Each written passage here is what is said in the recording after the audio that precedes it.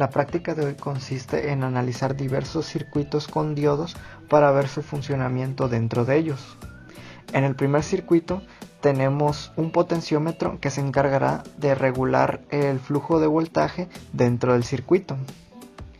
Al principio podemos analizar que no se ve nada de voltaje, pero conforme vamos incrementándolo, el diodo empieza a acumular el voltaje que está atravesando por el circuito.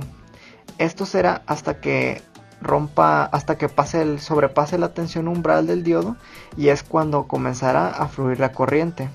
Pero mientras tanto, como ahora se nota, no existe corriente fluyendo.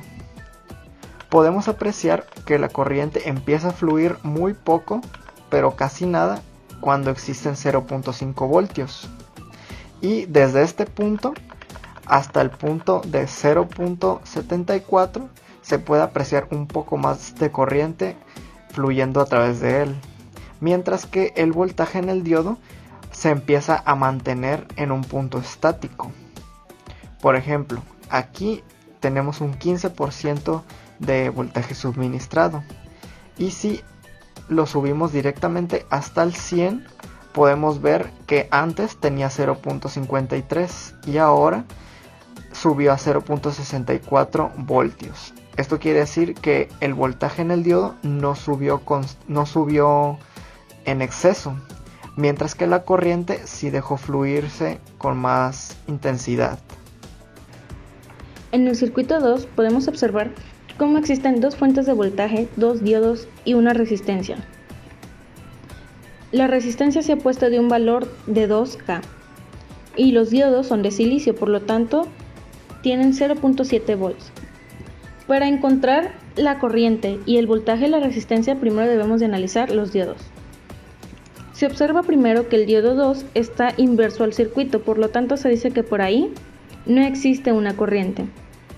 Y para obtener la corriente del diodo 3 hacia la resistencia, se analiza como un circuito en serie. Utilizamos malla para obtener la corriente y de ahí multiplicamos el resultado con la resistencia para obtener el voltaje de esa resistencia. Obtenemos una corriente de 11.15 mA y un voltaje de resistencia de 22.3. A pesar de que por el diodo 2 no existe una corriente, sí existe un voltaje, puesto que este está paralelo al diodo 3. Y bueno, para nuestro tercer y último circuito vamos a hacer unas pequeñas observaciones antes de simularlo. Como podemos observar, nuestro diodo está conectado del lado del ánodo, lo que quiere decir que va a permitir un flujo de corriente, pues está polarizado en directa. Nuestro segundo diodo es el que está polarizado en inversa, pues está conectado del lado del cátodo, provocando que toda esta línea esté abierta.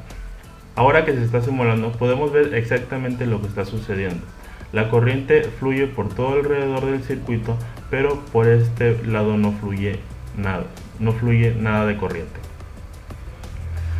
La medición que está haciendo aquí en este diodo en realidad es la misma medición que está haciendo en esta resistencia, pues como están conectados en paralelo, la corriente fluye, llega el voltaje a este diodo, pero no pasa la corriente, pues ya lo habíamos mencionado, está conectado de forma inversa.